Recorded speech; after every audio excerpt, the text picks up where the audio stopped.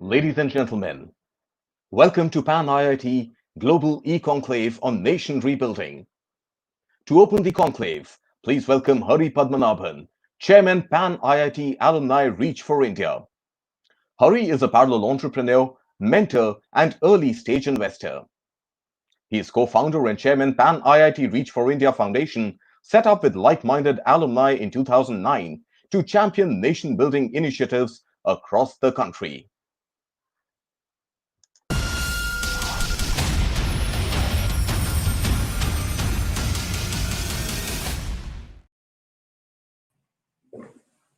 Good evening to all of you joining from India, and good day to others joining from different time zones to this PanIIT Alumni Global E-Conclave on Nation Rebuilding. It's really wonderful for me to have you all here today, and it is really your conclave. It is your support and participation over the next 3 weekends that will determine the success and effectiveness of this conclave we have put together in a rather short period, only possible under the current circumstances. I also trust that this inspires many, or at least some of you, to make a career, particularly the younger alumni, to make a career in doing good while you do well.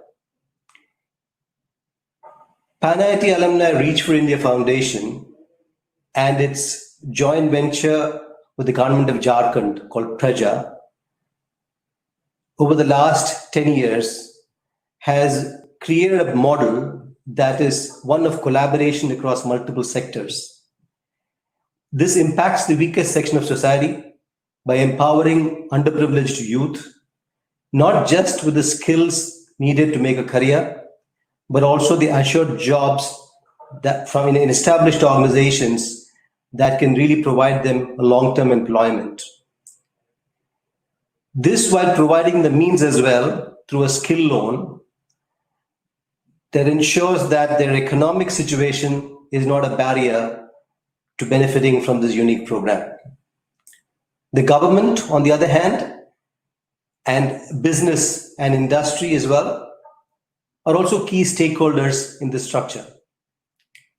The government, with equity in the private-public partnership, extends not only infrastructure and financial support, but also brings board-level governance and opens up new avenues for us. We will talk more about this in the next session. One of the recent avenues that they opened up for us was by asking us to set up COVID testing labs in Jharkhand, and I'm very happy to announce that the first one has gone live just about last week, and many are under a very advanced stage of completion. All our infrastructure, whatever we created for any of our training institutes or the COVID labs, are world-class, and we have closely worked with the Office of the Principal Scientific Advisor to the Government of India in putting this COVID testing lab together. The corporate sector, or Bazaar, not only provides long-term employment to our trainees, but also bridges the viability gap through funding. National institutions such as NABARD and NSDC, the National Skill Development Corporation, are also part of the entire ecosystem in terms of providing either financial support on a one-time basis initially, or an ongoing basis by funding our skill loans. The foundation now fully geared to scale this model across the country and is engaged with many states such as Odisha, Bihar, Madhya Pradesh, and Chhattisgarh. Hence, the coming together of Samaj, Sarkar, Bazaar in a collaborative partnership has been the key to our success. And the idea of this conclave was conceived on the basis of sharing this experience of bringing together these three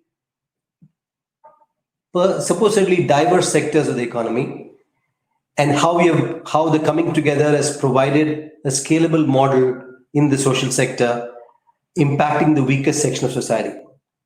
So this conclave over the next 3 weekends aims to bring together leaders across multiple sectors of the economy, across skills and livelihood, agriculture, industry, education, healthcare, as well as being focused on skills, MSME, startups, and very significantly gender empowerment. We sincerely trust that the sharing of our experience in multiple sectors of collaboration and the thought leadership that comes from the distinguished speakers across these sectors will enable the creation of a comprehensive framework that will be a systemic response to nation rebuilding that the country is engaged in the aftermath of the pandemic we currently experience. Considering that the challenge today is not from an external source or the more familiar historical sources of such situations, but from a rather mysterious virus, I think it's most appropriate that we have the principal scientific advisor to the Government of India, Vijay Raghavan, Dr. Vijay Raghavan, who will inaugurate the session as we go forward to the next one. And the host of the session, I'm a great pleasure introducing Professor Satish Agnihotri. Professor Satish Agnihotri heads the Center for Technology Advancement in Rural Areas, CTARA, in IIT Bombay. He's a IIT alum with an MTech from IIT Bombay and is an IAS officer who retired as cabinet secretary and been a secretary in multiple ministries such as defense acquisition, energy, and also been DG of shipping. He has a master's in rural development and a PhD in gender from Norwich in the UK, and his work has been cited by very eminent personalities such as Amartya Sen, Ashish Bose, and Barbara Harris. Over to you, Professor Agnihotri. Thank you. Thank you very much for that rather generous introduction. I think one of the reasons of me being the host here is probably being from the IIT system. IIT Mumbai happens to be my alma mater. And after my retirement as secretary coordination in the cabinet secretariat, I wasn't quite the cabinet secretary, but I was in the cabinet secretariat. I came back to my alma mater, and I have been teaching here since. I think it's my great pleasure to have with us Professor Vijay Raghavan, the PSA, the Principal Scientific Advisor. He is also from IIT system, knows the system quite well and doesn't need any introduction. We have had opportunities to interact in the past. Not just he's from the IIT system, he was also Secretary Biotechnology. He also held charge of Secretary Science and Technology Department. This becomes important because right now he's in a position where it's like, the head of the tetrahedron. So he's in a position to coordinate areas which he erstwhile had administered, interacted, and knows them fairly deeply. So in a way, he's in a very suitable position to bring synergy into this whole exercise. And he will enlighten us. PSA's office has taken a number of initiatives, and that's just as well because today we are looking at the need for bringing inputs from science and technology for this crisis that one is facing. I mean, Hari used the term post-pandemic. That post part has not firmly come in. We are into it, and of course we'll ride it over. But currently the situation looks like it's not a 2020 match. It's not even a one-day cricket. Well, I would even say it's not even a test match, but we are in for a test series. And during such time, it's a very comforting thought that we have among the thought leaders, someone like Professor Vijay Raghavan, the PSA to the Government of India, And for PanIITians, it also means we can bounce our ideas off him, we can nudge him, we can bother him, we can exasperate him, and which, being from the IIT system, he very happily accepts and he picks up. I mean, he has that, what is called, if you permit me, Professor Vijay Raghavan, he has that Nir Kshir Vivek. So he listens to our chaff also, but he also picks up the grains and then takes them forward.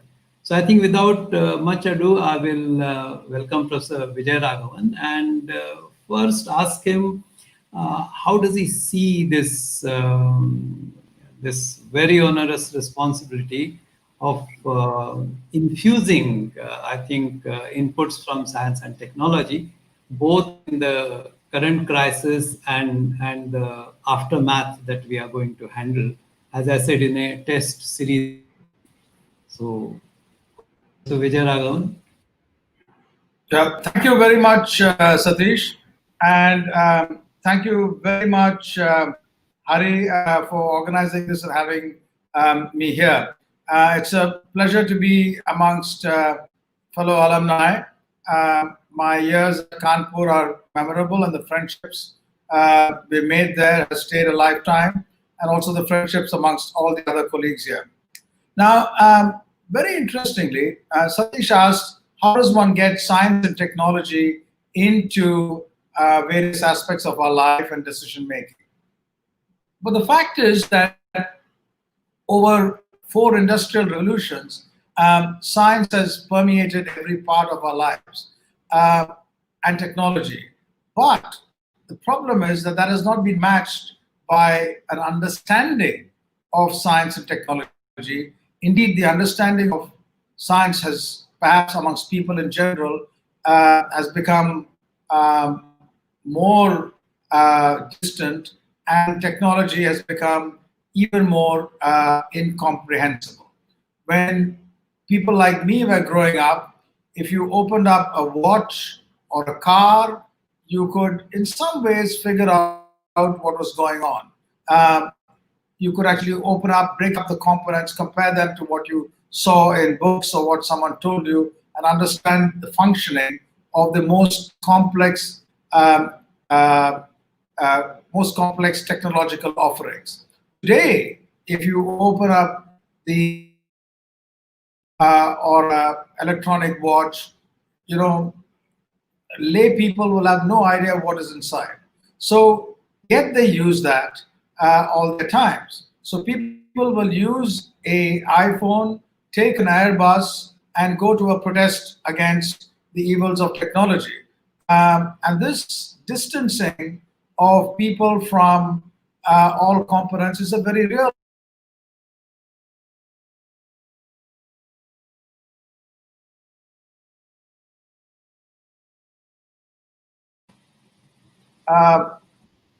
that distancing is even more enhanced by the use of big data and artificial intelligence. And therefore, we have a big challenge now to communicate better science and technology to everyone if they have to be empowered. That is a big challenge, and that's feasible. And if we have time, we'll come to that a little later. Yeah, I think somewhere probably you are saying that the demystification of the new or the advanced science and technology is perhaps again needed. But we will touch upon it if we have the time. But I think to begin with, let us see this current scenario where I think not just your office, but the scientific departments in the Government of India and the educational institutes of higher learning in general, have to grapple with this issue of how to cope with the mysterious virus, as Hari called it, and how do we bring that relief, if I may say, in some senses, to the population in the immediate future, while we may be talking of vaccine, etc., that may be a much distant issue. So even something as mundane as low-cost sanitizer How do you handle situations where soap may be available, water may not be adequately available, masks, the PPE, I mean, that is on the equipment side, and bringing back on the front burner the preventive measures, particularly in health and sanitation. How does your office see that? Because I think that role of coordination, I think that is very important. I mean, I see three silos. One is the overarching coordination part of it. Other is the health and sanitation side of it. And the third, which we will talk about later, will be the economy side of it. But if you could tell our audience about the initiatives that are already being taken. And there's an impressive list of initiatives that have been taken by your office and by the other scientific departments. Hello. Yes. Thank you. That is very important, Satish. You are pointing out that, given the complexities of the virus, the importance of coordination and the effectiveness of various measures being taken. And indeed, that's most important. This was highlighted actually some years ago when the Prime Minister was addressing entering officers to the civil service and said that supposing the goal of the government is to plant a sapling, and there's a department of digging a hole, there's a department of putting the sapling in the hole, and a department of filling the hole again with dirt. If these three departments do their work, someone digs the hole, the planting is somewhere else, and the filling of a hole is somewhere else. Every department may have done its full job, but you haven't accomplished the outcome. Therefore, coordination is very, very important. And this coordination is even more important in complex matters which involves multiple specialities of science and technology, and even further important at a time like this. So this is one aspect to keep in mind. Synergy is important, and there are very strong coordination mechanisms going on now, which interestingly, because there's a crisis, people have risen to the occasion and are coordinating much, much better than ever before. So that's on the very strong and positive side. Now, about the virus itself, we must remember that while this particular pandemic touches our lives, there have been no shortage of pandemics earlier. There has been the 1918 flu pandemic before. There's been another pandemic, the plague, the Great Plague earlier in the 19th century. Then there has been the Ebola epidemic, which nearly became a pandemic. And the influenza pandemic goes on every year. So this kind of a pandemic, a zoonotic jump, a spillover from bats to humans, has been studied really well. It was studied most recently in the SARS coronavirus 1 a few years ago, almost I think 8-9 years ago. And such spillovers account for a very large, about 60% of human disease. So this is not new. This has been, warned and talked about by several people over the last decades or two. And, I'm a member of a body called a Global Preparedness Monitoring Board. We warned about a respiratory pathogen in 2019. So these warnings are there. But fundamentally, in an economy-driven world where profits and bottom lines matter, there is a tendency not to invest in a seat belt. The argument is that, well, I'm driving perfectly fine without a seat belt. Why do I need it?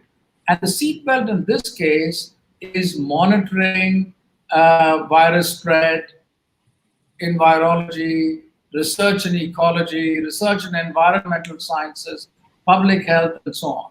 Now this is a wake-up call for us to coordinate that, bring that seatbelt on board. But that can happen only if you factor in the economic cost of what you're buying now. Must be that factor for investment in the future must be factored into the cost of what you're making now. We need to pay for the seatbelt, and we need to raise resources. Right. I think it's very important that you brought in this analogy of a seat belt. Quite often we put preventive on the back burner. But very interestingly, I suppose your initial remarks are already made our audience curious, and we have Santosh. I think he wants to come in with a question. So do we have him as a phone in, or would he like to come through the chat? And I think do let me know when Santosh is ready with his question. But Professor Vijay Raghavan, I also wanted to ask this particular issue, that what we are now seeing is a what I can describe as shrinking physical and expanding digital. And I think that is where the issue of new knowledge, new technologies, and coordination comes in very much. Because in the aftermath of this pandemic, you would notice that people would have brought down their physical requirements to, to a very manageable extent, either out of a sense of precaution or even on account of the perceived economic constraints. But there will be a layer of digital which will then permeate all our lives. And in the field of education, it will be in the field of communication, it will be in the field of entertainment. So how do we then get our large populace to cope with this, and particularly given your familiarity with the education world, how do you see this happening, particularly in the school system and then also in the college and higher learning system? So let's begin with the education, because I think that's what many of our listeners will be curious about. Well, I think this point about education is a very important one. And the principal challenge is that the structure of people getting jobs had already changed dramatically before the pandemic. Yeah. The kinds of skilling which were required had changed dramatically. And it has changed even more for the reasons we have seen after the pandemic. Fundamentally, they go to three components. Before the pandemic, what was happening was, in general, jobs which involved low skills, middle level skills, or even high skills were steadily going back to sites closer to where customers were. This is because of what is called Industry 4.0. Manufacturing could be located where markets were there rather than at remote places because of labor arbitrage. So labor arbitrage was going to be destroyed, and therefore reskilling was needed. The second revolution which was taking place, and this was a consequence of the first, was that the products which were sold to markets, such as in India, were largely a combination of cyber and physical markets. In other words, not necessarily by direct link. You're told where it's available, you're told where it's cheap by other big companies. So in other words, your decision-making capacity has also been farmed off to someone else. These two situations pose an enormous challenge to our education.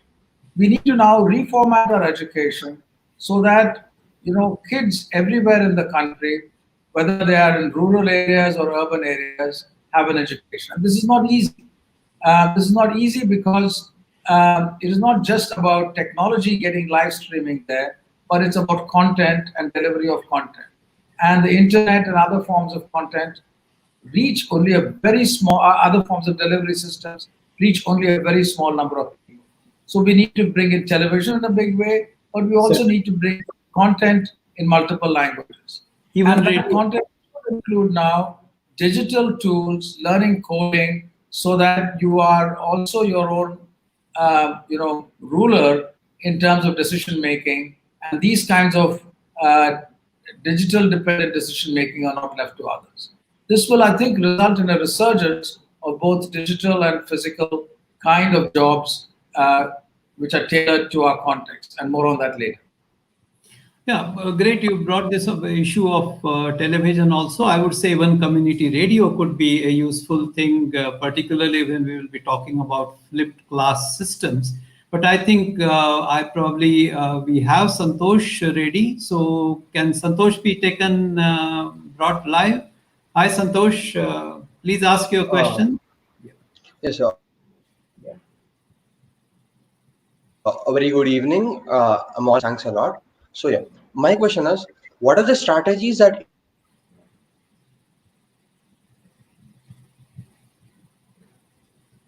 India is taking regarding towards this is different compared to the rest of the countries in the world? Okay, so if I understand you correctly, you are asking what is it that we are doing differently rather than doing more of the same. So I think Professor Vijay Raghavan, that's squarely in your domain. I didn't hear the question fully, but I presume it's about what we're doing differently in terms of the pandemic. So I'll answer that. That is the case. Okay, good. Now, as the disease started spreading, we had very little knowledge on what to do, and we had to guess in terms of our understanding of the fundamental biology of the virus and how we had dealt with other pandemics. So those who are involved in decision making in the countries which were hit first, the Wuhan province of China, the rest of China, Korea, Italy, Spain, these people had a really tough time in deciding what was most effective. China took a stand which was extraordinarily considered extraordinarily infeasible in other locations. They completely locked off Wuhan from the rest of the country, and that resulted in really crushing the spread of the pandemic to the rest of China. However, they were late in stopping people from flying out of Wuhan to all parts of the world, and that resulted in the spread all over the world. India was one of the earliest to lock down on international travelers coming in. That was very good, and India's monitoring was very good. So India did that, something which was done well and special. Later on, India has had an enormous challenge because, India's population is sort of a combination of all of Europe, Argentina, all of America. This is a huge population, and its diversity is just incredible. And therefore, to talk about Indian response and Indian metrics without breaking it up into components will not be correct. Now, India did well in the lockdown period by building up capacity, and that was very good. It's pretty incredible to see how our healthcare capacity was built up during the lockdown.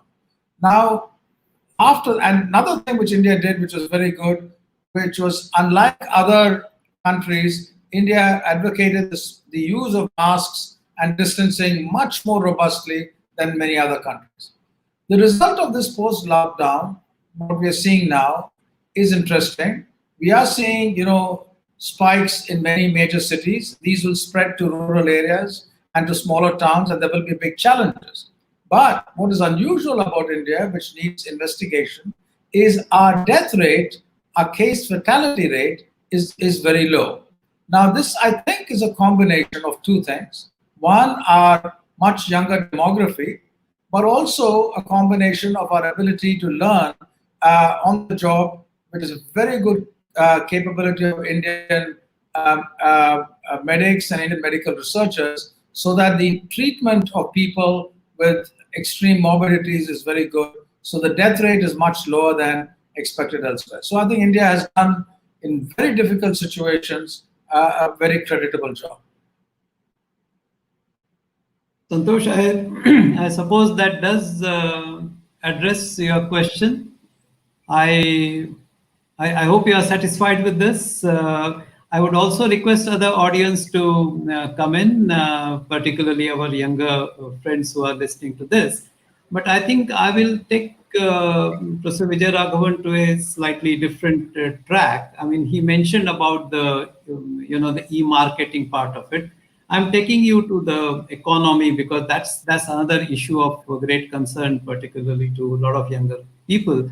And with apologies to the original shire, I would say, corona से आगे जहां और भी हैं, अभी economy के इम्तिहान और भी हैं, and it is the economy ka imtihan which is something where we need to come out with flying colors. So when you talked about this whole issue of e-marketing, I mean, it seems a little contradictory, but can one bring Gandhi in and say that this whole idea of mass production versus production by masses? So can we now probably look at this production by masses at different nodes with good quality control and quality assurance courtesy technology, and then going for a digital marketing, which probably may be a very efficient way of benefiting the primary producer on one hand and the consumer on the other hand? So, I mean, it's a slightly futuristic thought, but I would love to have your reaction on this. You know, there are two kinds of answers to this. And one I would call the 19th and 20th century answer. This involved the broad prevalence of unskilled labor to do quality work. In other words, people were involved in the production of wealth, but did not necessarily understand the science and engineering beyond their production. And this has been true for millennia. You know, whenever people made tools, they don't necessarily, you know, tens of thousands of years ago, didn't necessarily have to know the physics or the engineering beyond those tools. But today's science and technology is very different.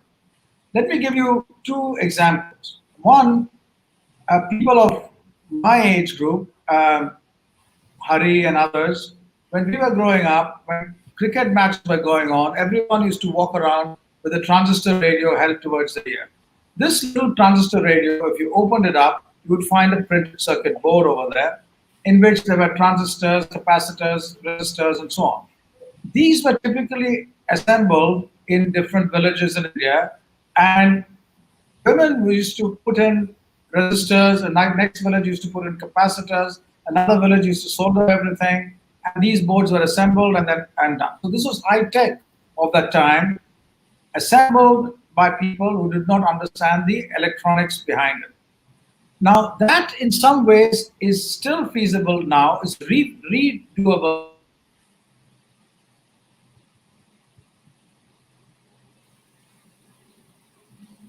I think we have lost Professor Vijay Raghavan for a while. I'll come back.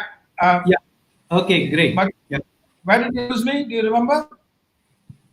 Yeah. We just lost you when you said that this is still feasible today, but and then. Okay. So it's feasible today to bring back.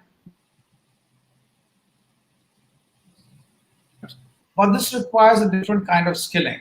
The availability of power, renewable energy, for example, in every place is one tool. The other is the power transistor revolution has allowed machines to be accessible with low voltage DC. Absolutely. These two means that new kinds of manufacturing can be done locally, and that means all you need is high quality roads and infrastructure to deliver these products. But this requires extraordinary training and skilling.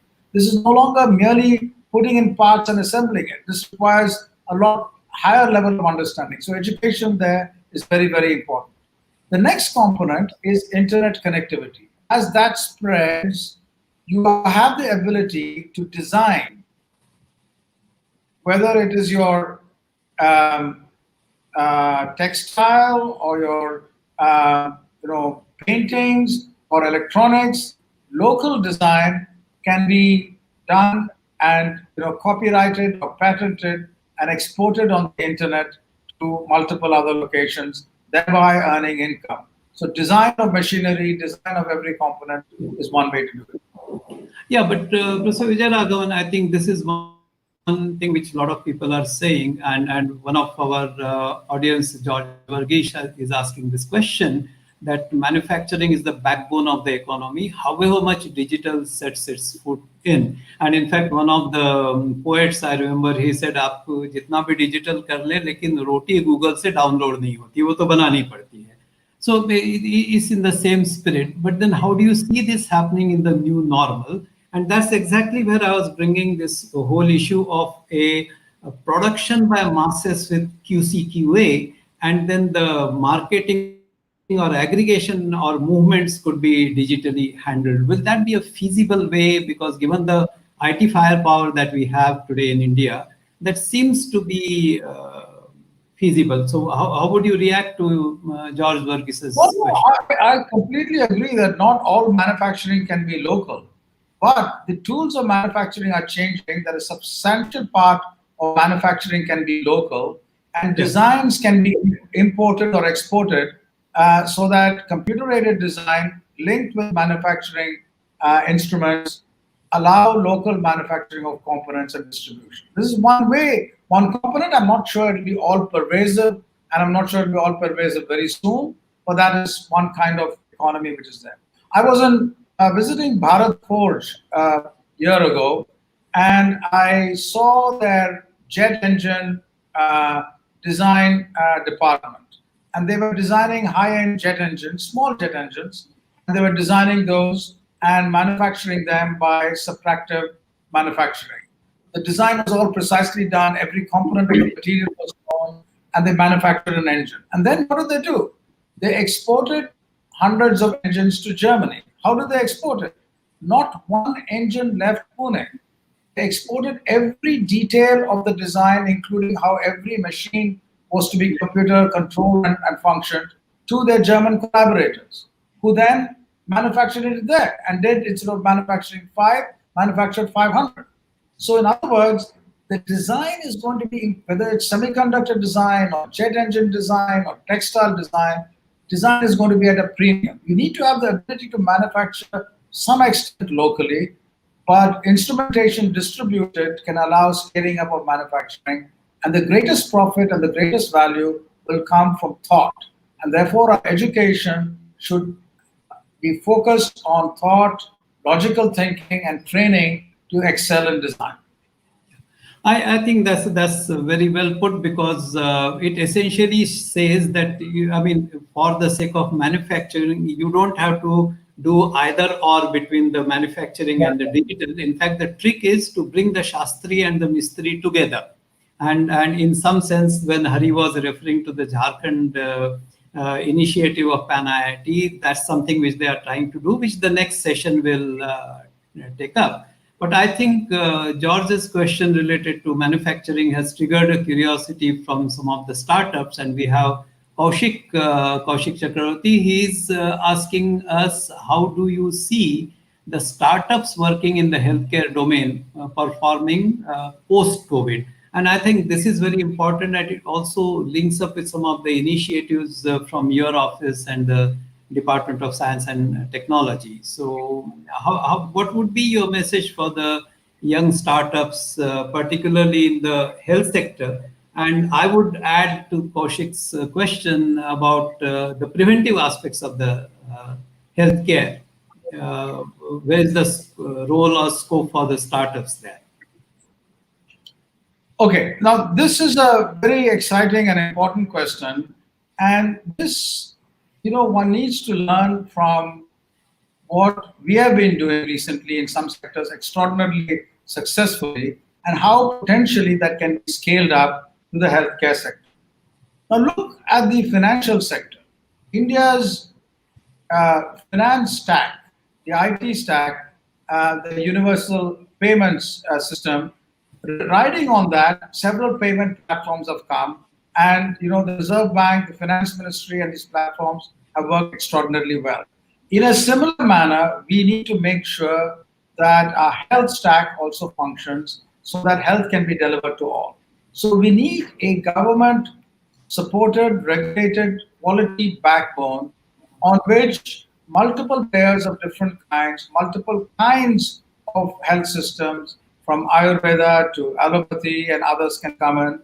But, you have different ways of delivering health services, both preventive, maternal and child care, to each and every person.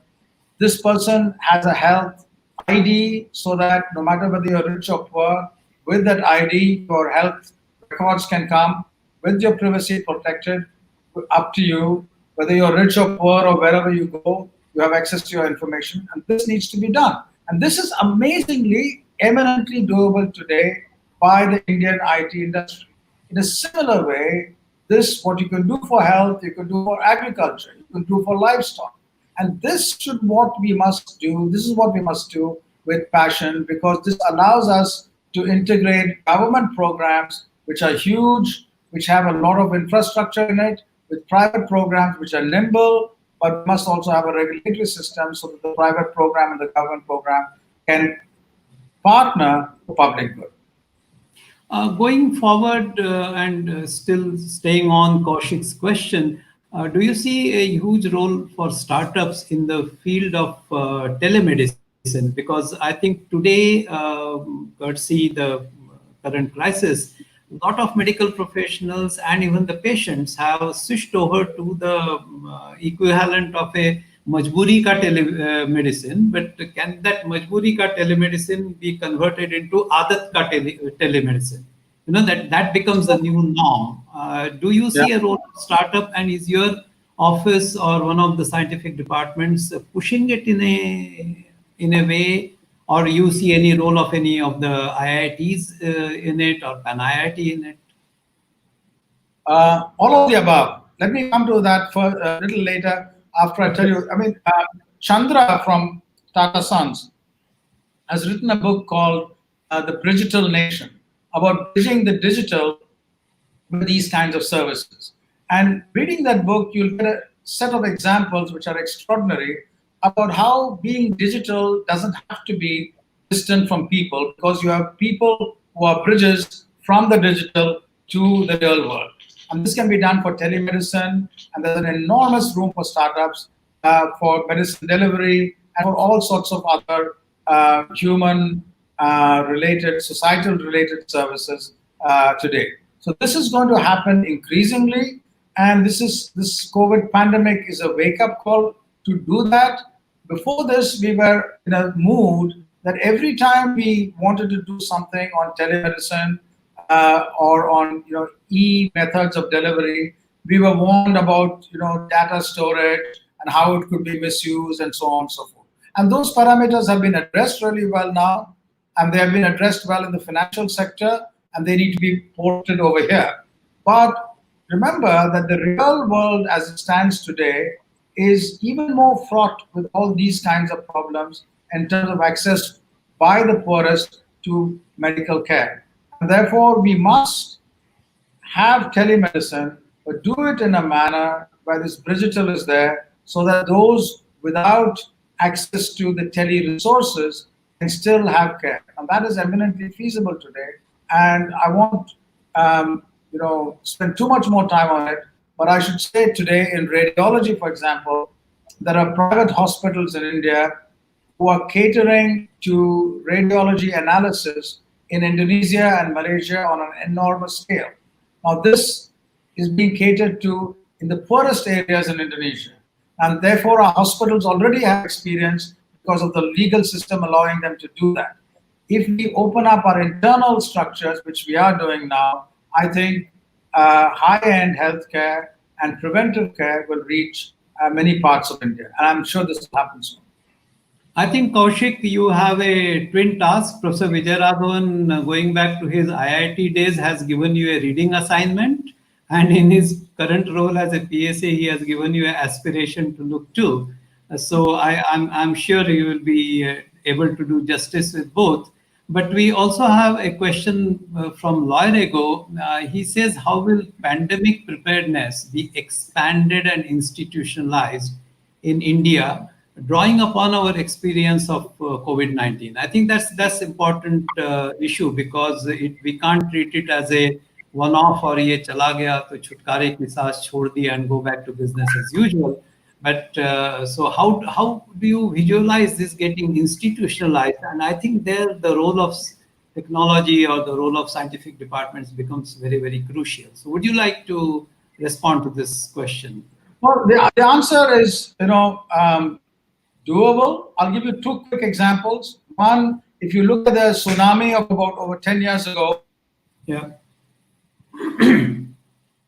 Earth Sciences put in a tsunami early warning system across our seas, so that we will have definite warning. If there's a tsunami in Indonesia, we'll have a 6-minute warning to clear our our coasts. The warning system is there in our coast. Tsunami training has been given to all our coastal areas. Everyone is ready, and they practice that every time. Similarly for earthquake warning. Therefore, it is feasible. Now, this pandemic warning is different because each disease is different. Yet, there are simple measures which can be taken no matter what the disease is. South Korea learned from the SARS coronavirus 1 and the MERS epidemics, and they have a system by which when there's a hint of an epidemic, then masks, social distancing, hygiene kicks in at high level. And everyone has to follow that. And they have a testing and tracking mechanism. We now have the Arogya Setu app, which allows testing, tracking, and isolation that has privacy and security completely protected. But South Korea,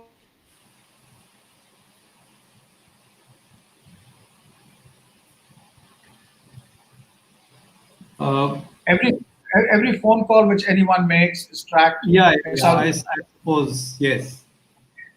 Every credit card is tracked, and then people are isolated. So these kinds of measures, agnostic to which pandemic is there, is something which can be done.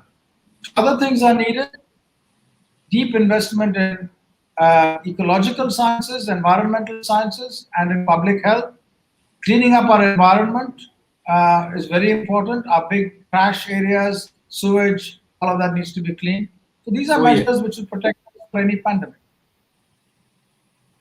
So I suppose, Loy, I think the short answer is that once the doability gets established, I think the institutionalization will follow. I think that's probably the right way to go about it. And in fact, I would recall the old song, that Hindi song that we used to hear, and it goes something like कि दूरियां नजदीकियां बन गई अजब इत्तेफाक है. Now see the way we conduct these meetings itself, it has made that song look like very true. Earlier we would not have thought about it. So that's a important issue. I think Professor Vijay Raghavan, I'll bring you back to that original issue that we had started with, where I had mentioned that how do we horizontally spread this cooperation. And I will just give an example that in the field of giving massive employment, NREGA, and government has increased its budget to almost 1 lakh crore. There's a huge scope for bringing in technological inputs, increasing the productivity, doing things more differently. So is there any horizontal coordination that is being initiated from your office? I mean, I already know that you have a call for agri-technologies, but similar current programs of NREGA or NRLM, are we looking for your office working as a bridge between the technology departments and the user departments like MORD or Ministry of Health or Ministry of even Social Justice and Empowerment? The user departments could probably be able to utilize their money much better with the infusion of technology. So could you... So the cabinet has formed an empowered technology group, which I chair as the principal scientific advisor. Its purpose is exactly this: to have integrated technology officers in each department and work with them to do all of what you said. And that's a big push which we're doing. Secondly, there are multiple missions. For example, that Har Nal Mein Jal, Har Nal Se Jal, the water mission, for example, both in terms of supply and demand, the waste to wealth efforts, you mentioned the MNREGA and several other programs. Now, there are two aspects to those programs. One, which is a very important and essential aspect for those who are, very, very poor, and that is to essentially deliver resources in a manner which they can pull themselves up and go to the next level. And that should not be compromised. That's very, very important. But there's another level, in addition to that, in which there should be a mechanism by which technology is used and enabled so that it can be used by them to further go to the next level. So it's not sufficient to give quote unquote employment, but employment must be coupled with training in a significant manner. To do that, it is very important our institutions, our IITs, for example, be connected to the local environment. My favorite statement about many of our best institutions, IIT Kanpur, where I am from, as an example, is that these are extraordinary places, but they're a short walk from India. IIT Kanpur has very little to do with Kalyanpur next door. Now, of course, one can exhort IIT Kanpur and say you must understand Kalyanpur and its problems. But that needs to be an organic relationship and not something which is forced.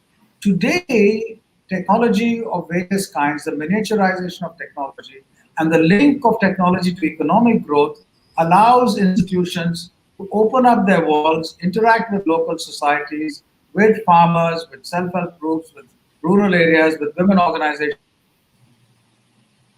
This requires institutions to convert a part of their hard drive, partition it for this interaction purpose. You can have your algebraic geometer, you can have your nanotechnologists. They don't necessarily have to do this. But there is a partitioned hard drive in clusters of institutions working together in every city, whose job is to have a setup which interacts with industry, which interacts with society, interacts with our environment. That is feasible, and that's what our office is trying to do in these city clusters and linking them to the rest of our area. Oh, that's really very well put. And sorry, I think your responses bring back to mind a lot of old Hindi songs, and I now remember the one which says, "आ अब लौट चले, नैना बिछाए, बाहें पसारे, तुझको पुकारे देश तेरा." So I think probably for IITs or PanIIT, this particular call, कि तुझको पुकारे देश तेरा, is something which we need to heed to. I think that is something which the next session will. Yeah. If I may add one point to that, and that's something incredible about this alumni group. 30 years ago or 40 years ago, IIT alumni were young people who wanted to succeed and make it big.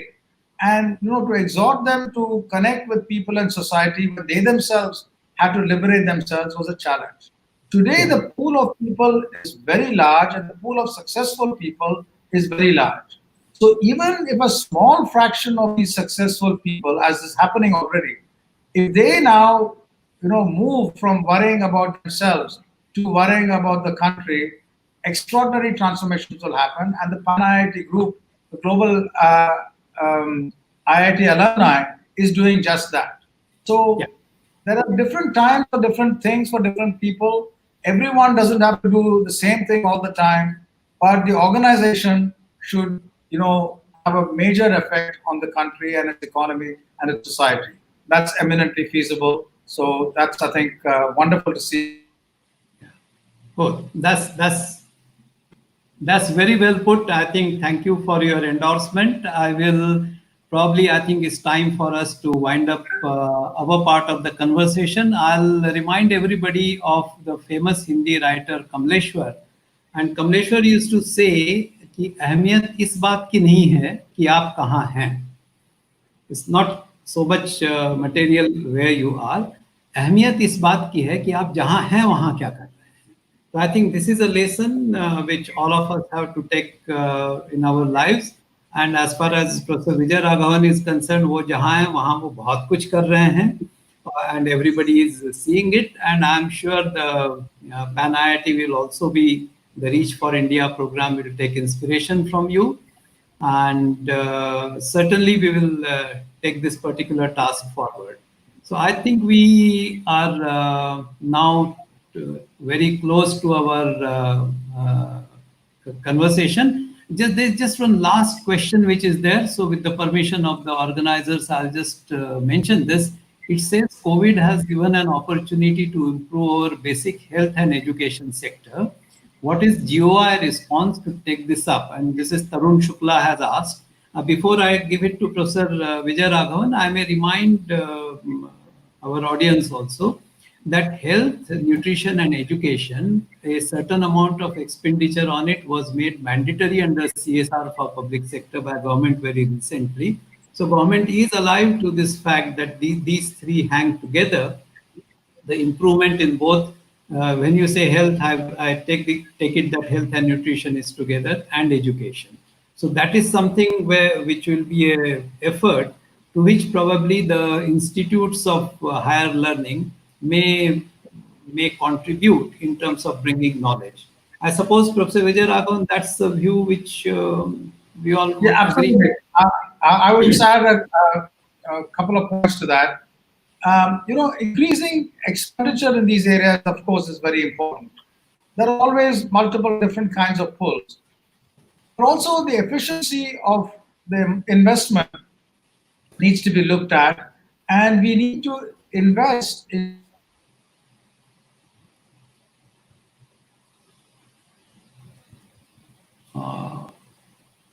I'm afraid that investment question probably the net didn't like, so we lost. So we must make the efficiency of our investment high, so that while we increase investment, we also have greater bang for the buck.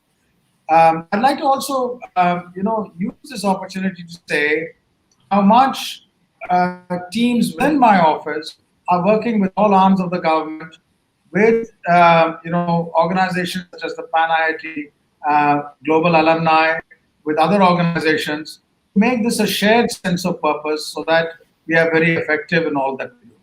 And with the government, of course, including the state government. Thank you, Professor Vijay Raghavan. It was wonderful talking to you. I also learned a few things, and I'm sure our audience would have benefited. We have questions, but unfortunately, I think there are constraints of time. I'm not a regular anchor, but I can also say abhi ek break ka time ho gaya. So thank you very much, and thank you for your initial anchoring. And Professor Vijay Raghavan, thank you all, and thank you, Hari. Yeah. Bye bye.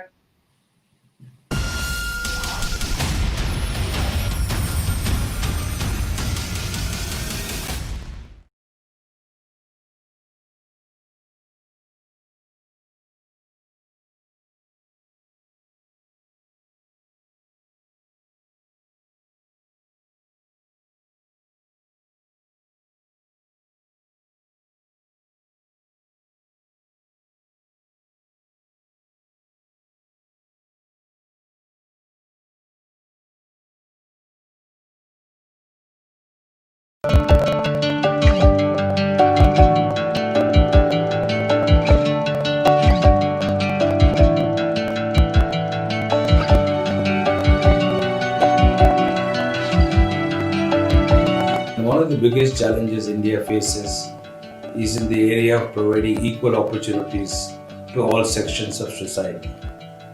Skill development is one initiative which brings equal opportunities to all. PanIIT Alumni Reach for India Foundation, headquartered at IIT Bombay, partners with state governments through non-profit, joint venture enterprises to create an institutionalized skill development architecture exclusively for the underserved across all districts of the state. The first such special purpose vehicle or SPV was created with agencies of welfare of the government of Jharkhand. The PanIIT model of skill development is predicated on a short placement, 100% skill loan financing, best-in-class training and residential infrastructure led by ex-army personnel. The foundation runs Gurukuls with 2 to 3 month training in construction, logistics, manufacturing and Kaushal colleges imparting 1 to 2 years of trade licenses, vocational education in trades like nursing, catering exclusively for the underserved. अच्छी training आपको मिल रही है। आप सौभाग्यशाली हैं कि आप देश के इस हुनरमंद काम को बढ़ाने वालों में सबसे अच्छी संस्थाएं हैं जो 3-4 उसमें से एक मैंने अनुभव किया। भारत सरकार का मंत्री बोल रहा है तो कहीं बहुत अच्छा काम है होगा। कॉन्फिडेंस हमको गुरुकुल दिया है सर के स्टूडेंट जो निकल के गए हैं वो अच्छी नौकरी भी कर रहे हैं और गुरुकुल के स्टूडेंट्स विदेश तक गए हैं। आज अगर गुरुकुल में अगर नहीं होता, ना ही मैं दुबई को देख पाता, ना ही मैं 35 से 40 हजार में कमाता। ये नर्सिंग कौशल कॉलेज है और मेरी फैमिली कंडीशन उतना अच्छा नहीं है कि इसमें लोन प्रोसेस के द्वारा पढ़ाई कराई जाती है, जिसमें कि घर से पैसे नहीं लगते हैं। कॉलेज बहुत अच्छा है क्योंकि इसमें फैसिलिटी ज़्यादा है और यहाँ थ्योरी क्लास के साथ साथ प्रैक्टिस पर ज़्यादा ध्यान दिया जाता है कि इसमें हाई टेक्नोलॉजी के द्वारा पढ़ाया जाता है। जैसे कि सिमुलेटर है, यहाँ वार्ड बनाए गए हैं, जैसे प्रैक्टिस वार्ड है, ICU वार्ड है।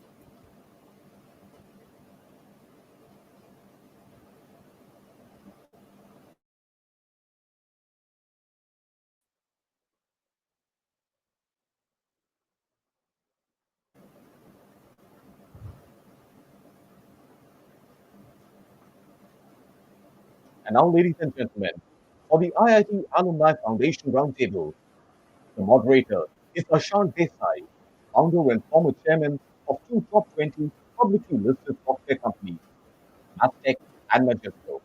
He's on the governing boards of IIT Bombay, IIM Ahmedabad, and over 10 other educational institutes and NGOs involved in education, skills, and entrepreneurship.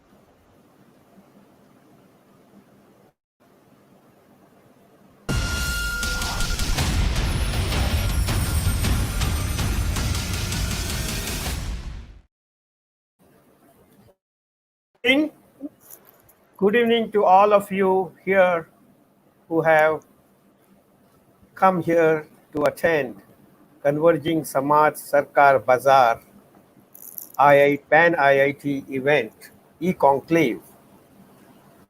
As you might already have attended our inaugural session and you know the general theme, but I just want to repeat for those who might have joined just now. We are all going through unprecedented times. We know what it is about. I don't have to explain it. We as an IIT alumni need to do something for the nation because nation has given us all this education. We have to come together to see how we can meet this unprecedented challenge as alumni. And idea of this was to bring together three arms of our nation: Samaj, that is society; Sarkar, that is government; and Bazaar, which is market or corporate, together to see how we can solve this problem. And CNBC TV18 has been kind enough to support this whole initiative. So here we are through CNBC 18 to have this event here.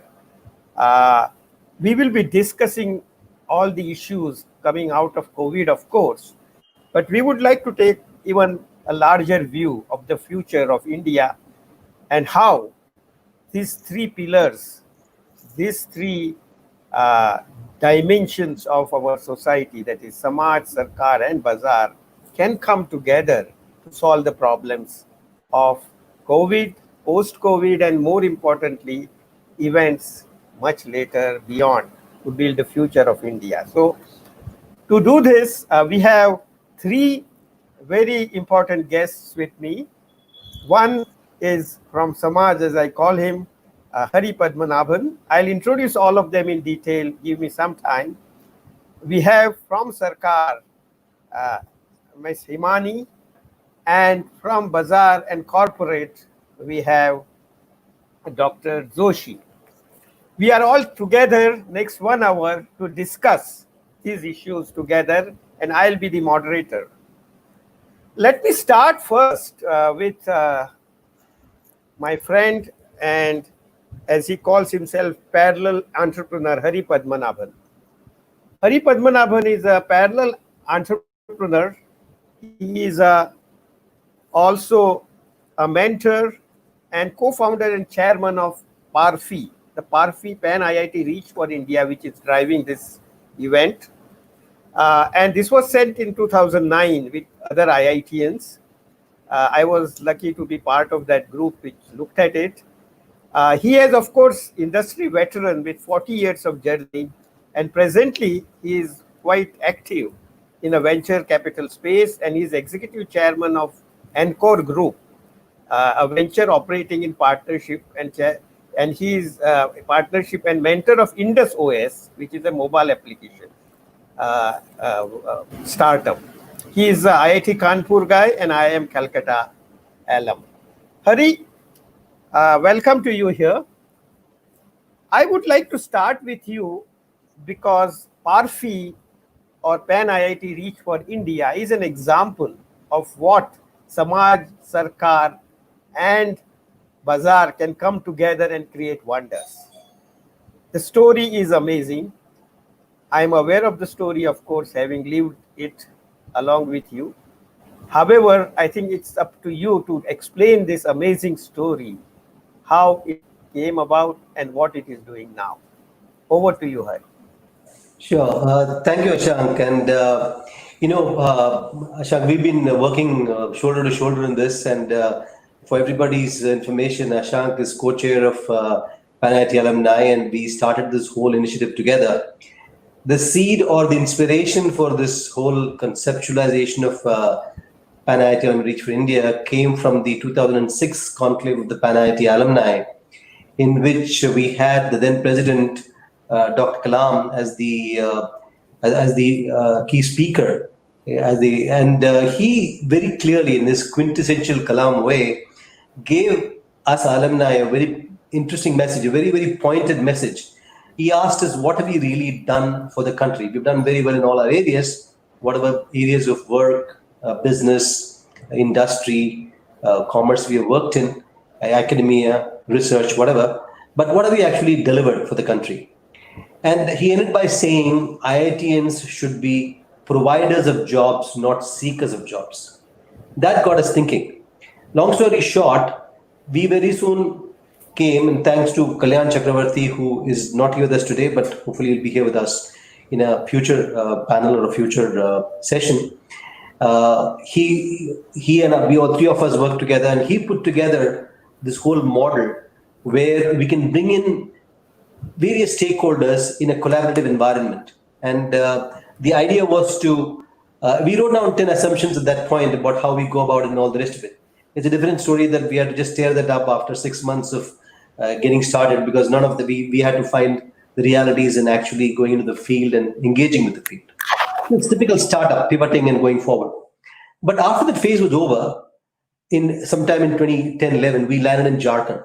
And that changed the entire scenario and put us on the path to where we are today.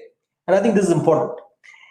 As a basic model, we had clearly said that we should start with the end objective. We should start with jobs, not training and skilling for the sake of skilling, but skilling from the perspective of providing the underprivileged youth long-term employment, sustainable long-term employment. And that required us to first tie up with corporates, with business, with industry, the bazaar part, and get assured jobs on the table. We started with that. And then we conceived of a program that would be a fully residential program, extending the idea that if anybody who successfully got through a JEE could get into an IIT, why not the underprivileged youth of our country get the same opportunity by being able to, by just their aptitude, getting onto a platform that will give them not only the skills, but a job where the skill can be actually monetized. And so the program we put together was a loan-funded, job assured model, where someone whose economic situation would be such that she or he would not be able to access this type of a unique program, that doesn't come as a barrier. He gets started with a loan. So that was the program. And that's where the government and other institutions came in. This requires significant infrastructure. The government and in Jharkhand, they took the initiative, was giving us, opening up the infrastructure. First, it happened to be in Tamil Nadu, but Jharkhand is what gave us the structure. And the Jharkhand, putting together the entire program in Jharkhand, gave us one simple message that we need to institutionalize it on day one. So it was put together in a public-private partnership model where we created a joint venture called PanIIT Alumni Reach for Jharkhand.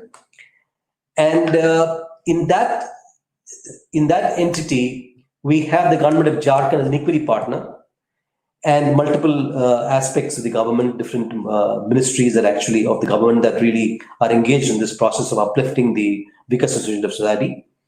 And them being there gave us a platform which was sustainable over a long period of time.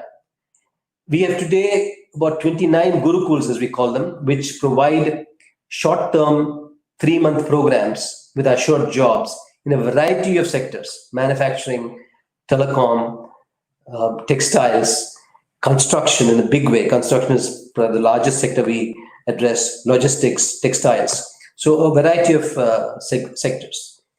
And that's one slew of the one segment of the work we do. Based on more of a pull from the government of Jharkhand, we also set up 2-year residential training programs called Kaushal colleges, where we started to focus on women. We have a 2-year A&M nursing training program, extremely successful, and Dr. Joshi is on the panel, and he's our #1 customer and the largest customer today for the offtake of those trained nurses. And we also have programs for culinary skills and women in manufacturing. So the 2-tier set of programs have been set up. All of them are loan-funded, job-assured models, where a person knows at the time of joining what is the paycheck she or he will take home in the first month after the training is over. And in most cases will know which organization they would work with when they actually finish the program. So this is where it really came together. And this has been supported by other national institutions. NSDC gave us the initial fillip with significant amount of capital funding, and both in terms of loan and equity. And NABARD has been the ongoing backbone of this by funding our loans through their microfinance institution. So it is truly a Samaj Sarkar Bazar model, with us being able to impact the weakest section of society, bringing together the governmental aspect as well as the bazaar aspect, or the industry and business, to come together in this model. Today we have a number of, I think I'll leave it there and go forward and we can talk further. And Thanks, Hari. I think it's an amazing story. I'm aware of many awards it has won, including this NSDC's most promising company for skill building, and many other kudos from many people all around the world, including, I think, National Geographic did cover the story as an example. But let's move on. Here we have our another important guest, Dr. Himani Pande. Himani Pande, she is an IAS officer working in Jharkhand. She has done her master's in public management and governance from London School of Economics and Political Science. She has served as Deputy Commissioner in various districts in Jharkhand, then Department of Industry. But subsequently, she moved in Department of Welfare, where we really came in touch with her. And there her focus has been education for tribal children, livelihood, sustainable development to address joblessness, and improve economic activity to address the identity, income, and insecurity, 3I as we call it. So the Praja is a joint venture of Government of Jharkhand and the PARFI, PanIIT Reach for India, about which Hari just talked. And she was instrumental in making it successful, and her support has been great, as I know. Beyond this, of course, she has done a lot of work targeting hardcore poor people, to graduate single women-headed household of extreme poverty, to involve in terms of doing a lot of work. She is, of course, currently posted after a very successful Department of Welfare career into the Department of Finance and Planning. I think I'll ask Himani. My question to you, Dr. Himani, is you have worked with Praja, and you have seen this whole model of what I would say Sarkar and Samaj, or a non-profit, working together to make substantial impact, as we heard from Hari. But how this whole journey happened? You have been a witness to it, you have been supporter to it. I would like to hear a story from your side of it. Yeah, thanks, Ashank. I just wanted to add one point to what Hari said, that this is a public-private partnership. I think the most important segment is that it's a public-private, not-for-profit partnership. And that's where the mission alignment as well as the incentive alignment of the government and PARFI took place. Because we had a government orientation, we had an impact orientation, and we had a market orientation, which were all aligned and, in tandem. And I think that's why it's been a very long partnership. It's been a fruitful partnership, and it's not not something which happened very rapidly. I mean, I think the first interaction which we had with PanIIT was in individual capacities as deputy commissioners. The first Gurukul was set up in 2011. And then subsequently in 2012, and as Hari mentioned, Dr. Kalam, when he visited Jamshedpur, he did ask about what the industry and the government were collaborating in terms of skilling, because Jamshedpur is the major industrialized town of Jharkhand. So I think that was one of the things which got us thinking, and then we started working. But what we realized subsequently, that if we really wanted to scale it up, it cannot happen with individual initiatives of various officers. It had to have a formal space. And that's when a Section 8 company was made in 2014. And this was, as Hari has mentioned, it had a 49% stake of Government of Jharkhand and 51% of PARFI. And I think this is where the journey really took off from there, that we were able to establish a very formal space for dialogue, so that we could design, implement, and scale. I think that was very important for us, that we scale this whole thing, as well as how Hari mentioned, that it's not that one or two places where we are working. We wanted to take it to a much larger scale, not only the state of Jharkhand, across pan-India. And so this is what Praja has given. We have a very meaningful collaboration for sustainability. So it has ensured a continued dialogue with industry. And I would say it's been successful in the sense, some of the factors, if you could look at it, would be that the roles were extremely sharply defined. What the role of the government was, what the role was of PARFI was. So government was looking at making available space and infrastructure. And as I was saying earlier also, that space not only in terms of making buildings available or capex available for the initial startup, but also taking a very hands-off approach. So there was a literal space also which the government was giving through Praja. And apart from that, the government was also helping in ensuring that collaboration and the outreach to the Panchayat Raj institutions took place on a very regular basis. PARFI was doing its job of establishing functional linkages with industry, with academia, as well as with the community.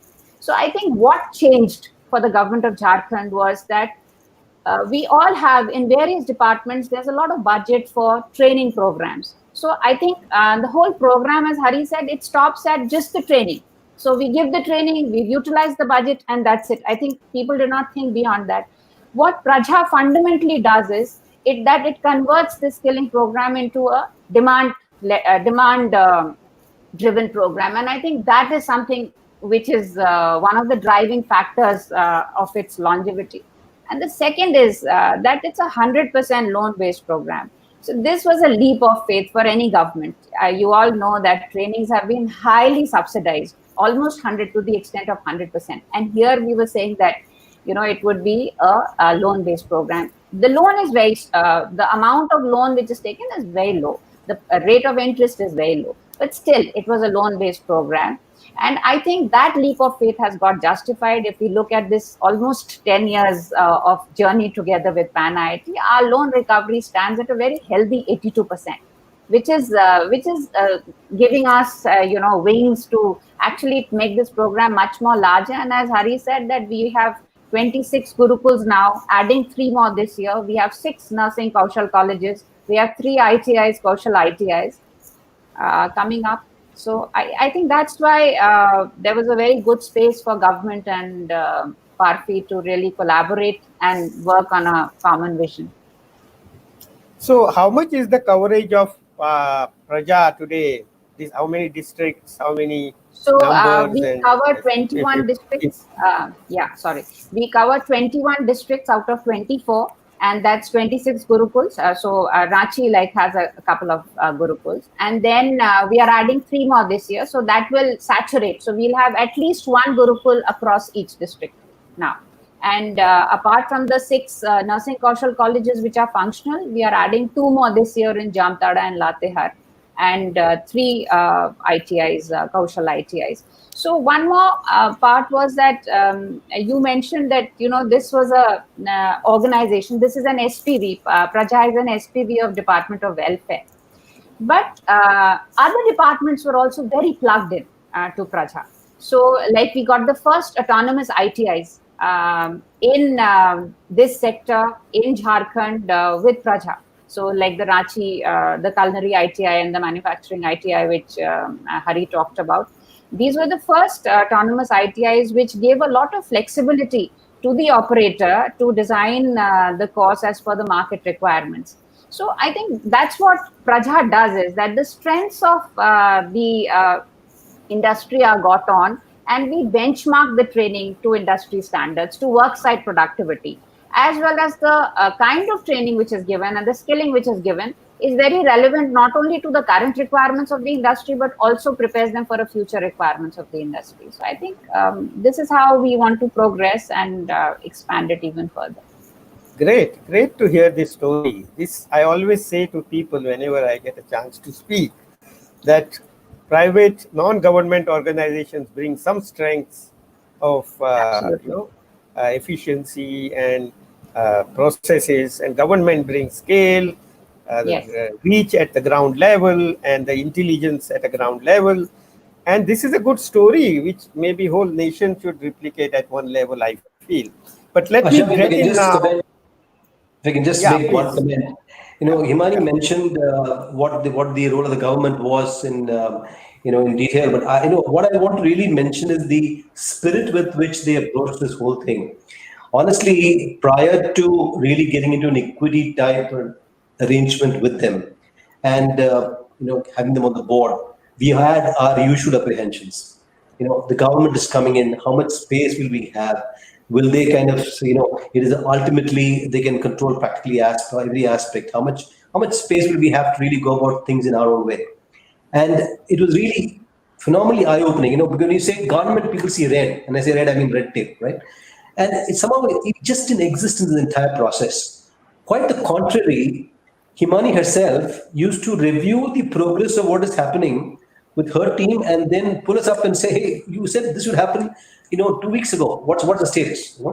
And the chief secretary was also reviewing it time to time. So the kind of what we were thoroughly, pleasantly but unexpectedly surprised about, if I can put it that way, was the kind of rigor, discipline, and commitment with which they went about getting this off the ground. And whenever we had an issue, we could always walk in, We could say what we wanted, and it was, it was really taken up extremely urgently, seriously, and acted upon.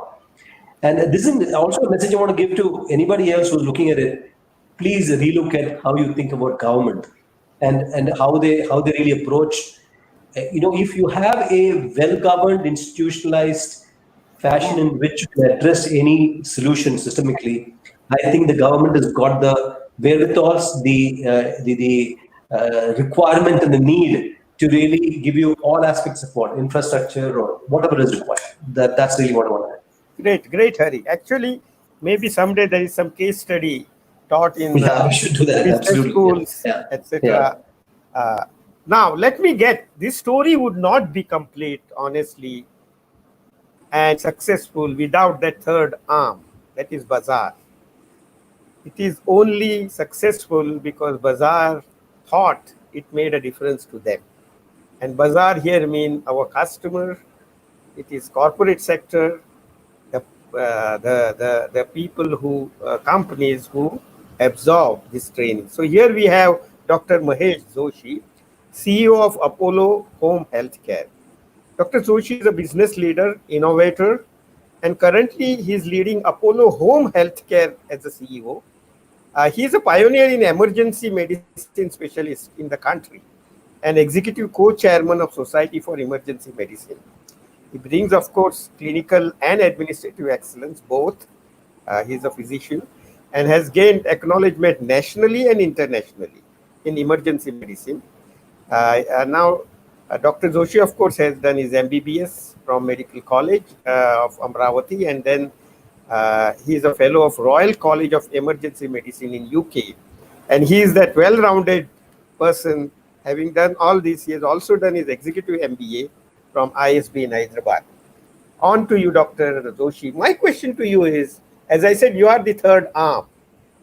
And what are your reflections of working with this experiment, if I may call it, the innovation, if I may call it, and how has it worked for you, of course, as a company, but as a corporate, what would be your comments? So first of all, thank you, Ashank and Hari, for inviting me to be a part of this IIT Alumni Foundation Roundtable.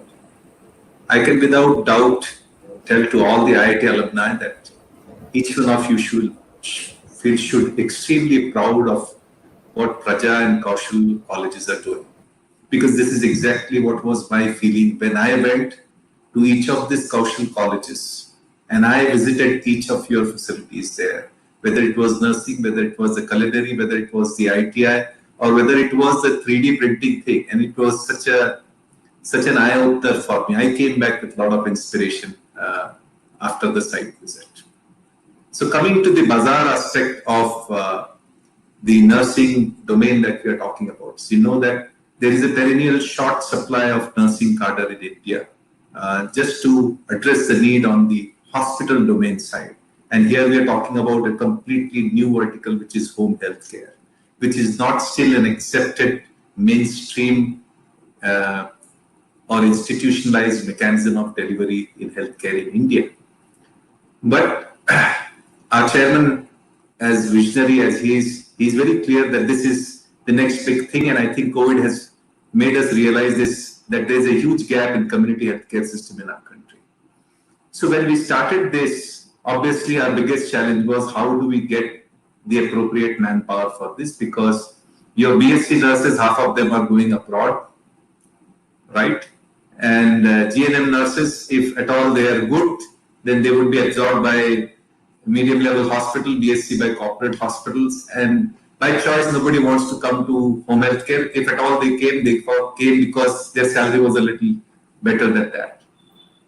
And we used to struggle to get nurses, and obviously on the nursing college side, if you look at, there are complete two different sectors of colleges that exist in India. One is some institutions which have been running courses in other domains for many, many years have started nursing colleges. Obviously, they have the experience and expertise to create courses, etc., and churn out nurses just like any other course. On the other side, there are smaller, very unorganized players who have also started nursing colleges, and their aim is to churn out numbers. When you look at home healthcare, the patient is giving you the trust of entering into their homes and actually access to the bedroom also if there is a need to address the healthcare issue. And in such a domain, you need professionals who have knowledge, skills, but more than that, they need to have an attitude. And I think this is where most of the times the healthcare training institutes have failed on focusing on the attitude aspect. What impressed me was the entire value system that exists with the RFE, right from the leadership, the second level, on the ground leaders who are handling these colleges, the people who are recruiting, people who are monitoring. And most of the time when we used to engage with nursing colleges, the interaction would be per candidate, how much would we get paid to if you are going to be deploying them. This discussion never came up with Parfi and all the people who were there. All the discussion that came up was, what can we do to make these nurses better? What is the skill that you feel we must add to make them more employable, right? And then after they were put on to on-job training, and once they completed their training, they actually appointed a coordinator in each of the cities where these nurses are there to ensure that they are safe in those cities, that their needs beyond us as the employer are also being handled, and they coordinate with us even to this day. I mean, this kind of value for your own people that you have trained, your own students or your own alums, I think if you value them so much, obviously a customer like me will have great regard and respect for you people, for your people. And then when you go out in the market, the patients and their families also start treating them with respect and dignity. And it is such a gratifying thought to see these girls from interiors of Jharkhand who probably would not have spoken a sentence of English, would not have stepped into any of the metropolitan cities in their life. Today they are working in some of the top cities and also interacting with some of the most HNI families and also some of the lower middle income and absolutely normal families where somebody is suffering and their cost of healthcare has come down because they are able to take care of that healthcare need at home. So big kudos to all of you for setting up exemplary institutions like this. Thanks, Dr. Joshi, for your kind words. I think will be a great inspiration to many of those who have made Parfi what it is today. There are more than 100 people working in Parfi, as I know. Let me quickly move now, given we have a time pressures. I have a lot of ground to cover and time is running fast. Let me start again in a reverse order now. Dr. Joshi, COVID is an important part and we started with it. What this PanIIT as a group can do and how the Raja Parfi combination is contributing towards it. Could you give a little bit a flavor of COVID and this nursing today and what it means and what kind of thing we could do, etc.? So if you look at our biggest challenge today, if we just reflect on COVID, right? We should have prevented 70% of the people who have mild symptoms or they are asymptomatic from reaching to hospital. And this would have been possible if we had an established home health care system within the country. And the existing infrastructure could have been completely used for moderate or severe affected COVID. So I think COVID is changed the paradigm, is going to change the paradigm of healthcare delivery. There is going to be a massive shift from institution or hospital-based healthcare right to the home with the comfort and convenience of the people and at a fraction of a cost. And just to share with all of you, pre-COVID, none of the health insurance companies were ready to reimburse home care. But in the last 2 weeks, there are 3 insurance companies who have agreed first for the COVID cover and have also agreed to cover the non-COVID related healthcare expenses. So I think this is a big news for the country. Home healthcare segment is going to grow significantly. And I think in the follow through of COVID, if I look at, there are 3 or 4 important areas that will need newer skills of people coming in. One would be, COVID testing. That's an important area. COVID rehabilitation. Because quite a few of these people who would have their lungs affected will be going back home. They will need lung rehab. They will need oxygen support. They might need BiPAP care at home. And we can't afford these people to be occupying the hospital beds in long run. And this is going to be a long shot. So I think The other important domain from an Indian perspective is the growing elderly population and the nuclear families. So more and more elderly are going to be needing care at home, right from the medical needs to the needs of companionship, which is one of the important dimensions which we are not focusing, but in the coming years, this is going to haunt this country in a big manner, because I think this loneliness, depression is killing, mentally killing a significant proportion of our elderly people. So I think these are 3-4 important areas which will come up as newer opportunities for skilling in the healthcare domain. Thanks. I think the nursing part is really playing important part in this COVID scenario. I'm happy to note that we got into this Praja and started this work with nursing. So let me go to Dr. Himani. COVID, of course, opened up a lot of other challenges. Migrant labor, and I was really moved when I used to see on TV people moving. My heart broke. So what are your experiences? What is about Praja? What about Jharkhand government, migrant labor? Could you put these pieces together? Yeah. The COVID perspective. Yeah.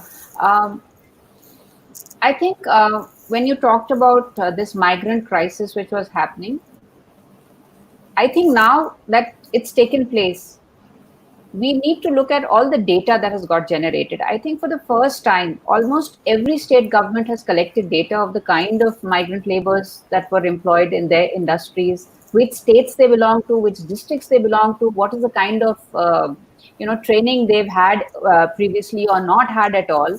And I think this kind of data which is available with us is so granular that we can really use it. An organization like Praja can really use that data for reskilling people. Even for basic skilling is not there. People have migrated without any skills. So they're doing jobs in various places which provide a limited economic opportunity to them.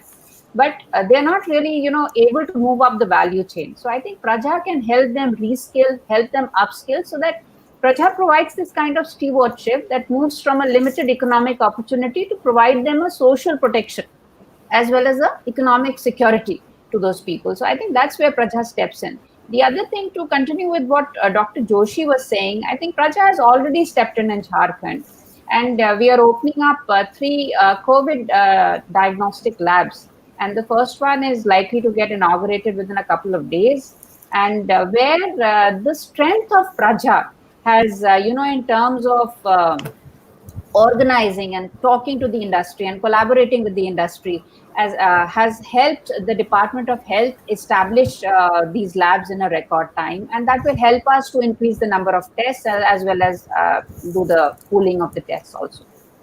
Oh, very nice to hear this collaboration again at the COVID. Maybe Hari can throw some more light on this. Hari?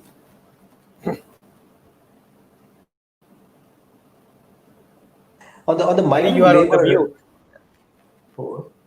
Am I okay now? Yeah, you are audible.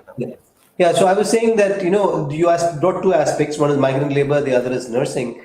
On the migrant labor side, we've been dealing with migrant labor from day one, in the sense that we have probably made migration a more formal, more dependable process for those who find opportunities outside, don't have sufficient opportunities in their own states and want to go out and look for better opportunities, by providing the structured framework where they can get the skills that are required from the marketplace, like demand-led, as Himani pointed out earlier.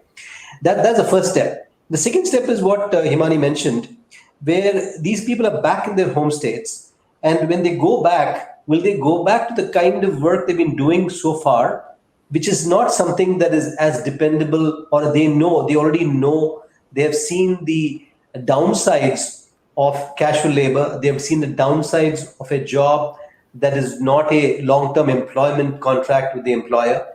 And from there is definitely a desire to go to something which is a lot more sustainable from their economic and social standpoint. And that is where I think the infrastructure we have created in Jharkhand, and that we look to create in other states as we go forward, can be a massive fillip to the entire process. One, of training them in specific areas to put them back in a lot more stronger fashion. And the second, potentially also to look at areas where investments in those states can become more meaningful, because now there's trained labor available, And there is various other initiatives that different governments are taking in terms of creating the environment for local investment. So this is the other aspect that would come in. As far as nursing is concerned, I think what Dr. Joshi mentioned, if I can add one element to that, he mentioned how these nurses are, the soft side of the training. I think the most important element of how we look at training is not just providing the specific skill related to the area in which they would work, but give them life skills which will last them a lifetime. So the discipline that we bring about, I need to mention that all are both the short-term programs, which we call Gurukuls, and the Kaushal colleges, the 1 or 2 year longer-term programs. The principal and the trainers are all ex-armed forces personnel. They naturally bring about a certain discipline in how they go about putting the entire process in place. And they demand that they teach discipline from day one. And you're talking about people who have come from many of them from tribal areas, and absolutely no inbuilt kind of a way of getting up at a particular time in the morning, doing a specific thing and getting on to work at a particular time. That discipline is just not there. So that's demanded. If you go to our Gurukuls, you will find a flag hoisting in the morning, there is yoga, there is physical training. Then post the training sessions, during the morning sessions, there is English speaking, there is even the videos or the movies, they are curated to give them a sense of national belonging and patriotism in a very, very real sense. So all this is kind of put together in a very holistic fashion. And I always look at the way the dari and the bed in which they sleep, how it is rolled and kept in one straight line every morning before they go to work. Exactly how it will be in an army camp. And that's the kind of discipline in every element they bring about. And they provide all the services in the institution. We only have one qualified cook, 3 principal and trainer combination, 1+2 or 1+3. And everything else, whether it is cleanliness, hygiene, putting things in place, everything is done by the people. So it is pure seva. That's part of the entire process. They have to learn to keep their environment clean and put what's required to keep the environment positive and livable at a very different standard.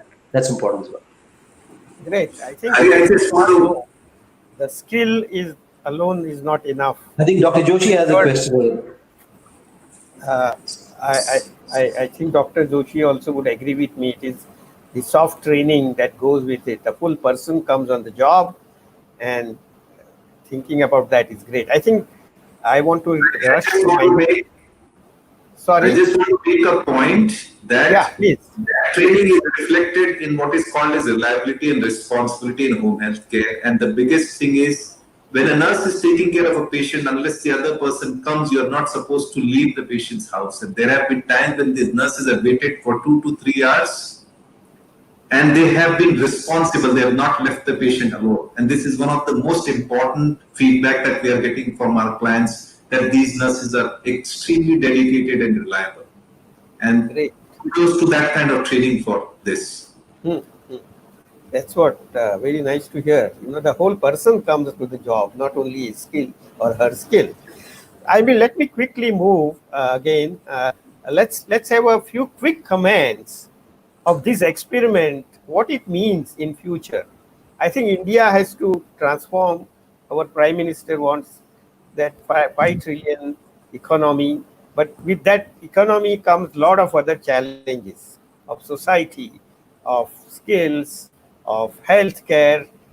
I think this Samaj Sarkar Bazaar combination is this Prajaparfi is a good example, but I think we need to move beyond it. So I would like to quickly ask questions. Maybe I'll start with Dr. Himani. What are your thoughts on the future of this whole thing? Maybe quick few points, and then we'll move on. I think the direction in which we are moving in Jharkhand is actually to try and move towards establishing a Kaushal Vidya Academy. So which would look at right now we have in the Gurukul, as Hari was pointing out, dropouts, essentially dropouts who are coming in. So in a Kaushal Vidya Academy, what we would like is to introduce a vocational program right from class 11 onwards. So the Kaushal Vidya Academy would have students of class 11 and 12, so that when the student passes out of class 12, that person is actually fully equipped even for a job. Not everyone wants to study after class 12, and I think that's what we are looking at, that we introduce a far more skilled manpower into in nation building compared to what we are doing today. I think that's the direction that we want to move forward in. Excellent. Dr. Joshi, do you have any thoughts on? Ashank, I think there are one or two people waiting for questions, Ikra and Himani. Why don't Yeah, we we take will do that. I will do that. I think we have time still, so maybe I'll finish with you and then go to questions. If you can quickly. Yes. Okay. So I can only say that we need credible, reliable, committed, professional organizations to come up and to scale up things. And I think what you guys have demonstrated is a great example which can be done in partnership with the government. And if such partnerships are created in a transparent manner, I see no reason why the corporates or the other sector will not apply. In fact, they'll be more than happy to partner to take this forward. And I'm looking forward for a long haul and long journey together in this partnership to take this mission forward. Yeah. So I think we have a lot of questions to all of you. I don't know whether I can do justice, but there are people waiting on our video here. Can organizers get them online and they can ask questions?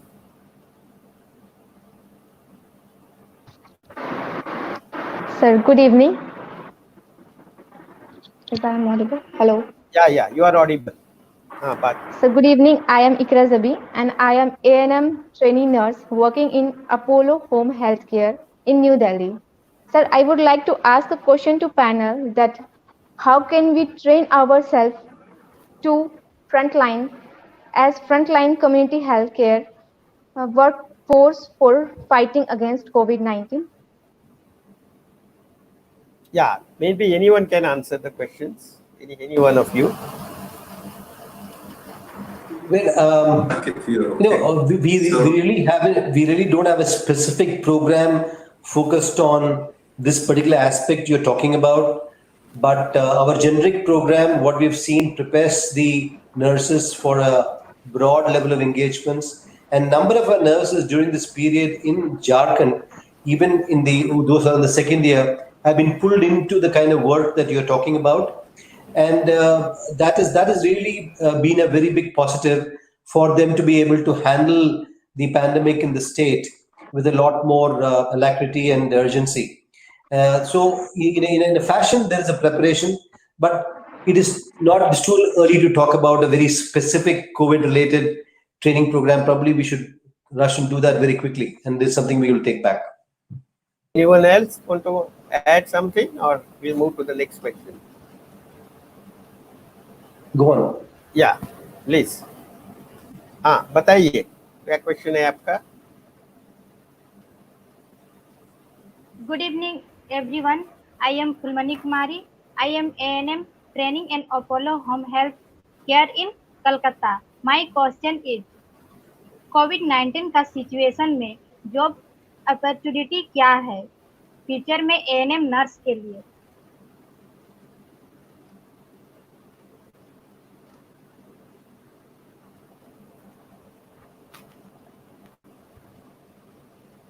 And reply to this question?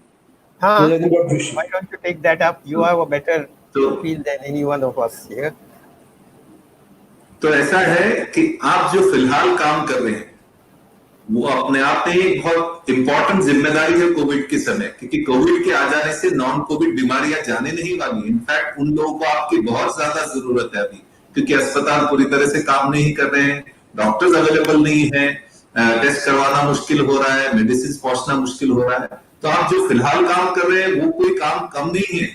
दूसरी बात, एक बहुत important जिम्मेदारी आपकी, जो patients आपके हैं, जहां पर आप हैं, जिनके साथ हैं, उनको कोविड से बचाना इटसेल्फ, इसके लिए आपको ट्रेनिंग दिया गया है कि कैसे पर्सनल प्रोटेक्टिव इक्विपमेंट यूज करना है, कैसे इन्फेक्शन रिड्यूस करना है। तो ये अपने आप में एक तरह से इनडायरेक्टली आप कोविड की तरफ ही काम कर रहे हैं। कोविड स्पेसिफिक में बहुत सारी अपॉर्चुनिटीज रहती है, जैसे मैंने पहले बताया आपको कि एक तो है कि आप एक कोविड रिहैब नर्स बन सकते हैं, स्पेशलिस्ट। अगर आप कुछ और ज्यादा अच्छा ट्रेनिंग करते हैं, how to use BiPAP, how to use oxygen concentrator devices etcetera, तो आप कोविड स्पेशलिस्ट नर्स बन सकती हैं for post Covid discharge patients को रिहैबिलिटेशन करने के लिए। तो बहुत सारी नई अपॉर्चुनिटीज आएंगी इसमें। अभी तो ये और बढ़ने वाला है, और जैसे चीज और हमारे सामने क्लियर होती जाएगी और नई अपॉर्चुनिटीज आती जाएगी। तो इम्पोर्टेंट ये है कि जो आप कर रहे हैं ये भी बहुत बहुत मायने रखता है, और इसका कहीं ना कहीं इंडायरेक्ट हाथ है कोविड के स्प्रेड को कम करने में। Ashok, yes, Ashok, there's a question on replicating the Praja model in other states. Yes, please. Yeah. So, this is something that, and the question is there a trade-off? And the question is from Ravish Vasan. He says, what will be the trade-off for any state government to replicate the Praja model? There's really no trade-off. I think what has been established in Jharkhand very well is that if there is a strong intent from the government to look at this as a partnership, and if we institutionalize the SPV on day one, incorporating the elements required to make it sustainable in the long term, and provide the framework on day one, including how the board is structured and what is done. This is what we have experienced so far. I do not think there is any trade-off. On the other hand, I think there is a major amount of synergy in terms of this working to meet their objectives to provide long-term sustainable employment to their own, the citizens of the state. So it's a win-win-win. When I say win-win-win, the government wins, we win, the individual wins. As well as I can add another win with the Bazar side, or the customer wins, as well as Dr. Joshi was saying. So there's absolutely no trade-off. It's a completely 4-win situation. Okay. Any other questions, or we can move to summarize this? To just add to what Ravish has asked, I think one point where, I agree with what Hari is saying, there's really no trade-off. I think Praja has provided a very strong template for replication, and that's the strength of the whole program organization. What it helps in terms of specific to government is that it also ensures a far more better targeting of skilling budgets, and probably reducing the envelope size, because you have too much of money present for this for skilling across various departments, which I think we can curtail and make a far more targeted intervention. And to add what Hari was saying, 70% of the trainees that we've trained so far under Praja are scheduled tribe youth. So I think that's a very important parameter, that we've really reached out to the very vulnerable and the very marginalized. And this, apart from this, we've also targeted the particularly vulnerable tribal groups, people who've never even stepped out of their districts, let alone step out of the state. So I think it's a win-win. I agree with what Hari is saying. Okay, great. I think time is running out. Let me, I am not going to attempt to summarize this whole interesting discussion, but I started, as I said, that if we have to succeed, if there is one thing we need to do well in our country, is to break the silos, to come together to solve the problems of the country. And that is what is about Samaj, Sarkar, and Bazar. If we can come together, we can do miracles. We can change this nation much faster and move forward and achieve our vision much faster than even what others can think we can do. And let whole world watch us. And it's great to have PanIITians here talking about it. That gives me still more pleasure as an IITian, but I think it can be done by anyone in this country. So this is an example of Sarkar, that is Jharkhand government, Samaj or society or societal organization, a non-profit organization like Praja, Parfi, and corporates, that is Bazar, like Apollo Hospital and many others who are working with Praja and Parfi, to come together and show the world that we can make a difference and make a difference fast. I think we are long ahead this PanIIT E-Conclave. This is the first day. We are going to have day tomorrow. And again, we are going to talk about many of the aspects of this whole transformation that we need, the contribution we need to make as an IITians, and how we can work together as Sarkar, Samaj, and Bazaar over next 2 more weeks beyond this week. So I thank all of you here who have come to attend this, and beyond anything else, thank all of the participants here, starting of course with Dr. Himani, Dr. Joshi and Hari, to spend time with us on this platform, and CNBC of course to make it all happen. I think I'll stop here and wish you a good night to all of you. Thanks. Thank you. Thank you very much. Thank you. Thank you very much.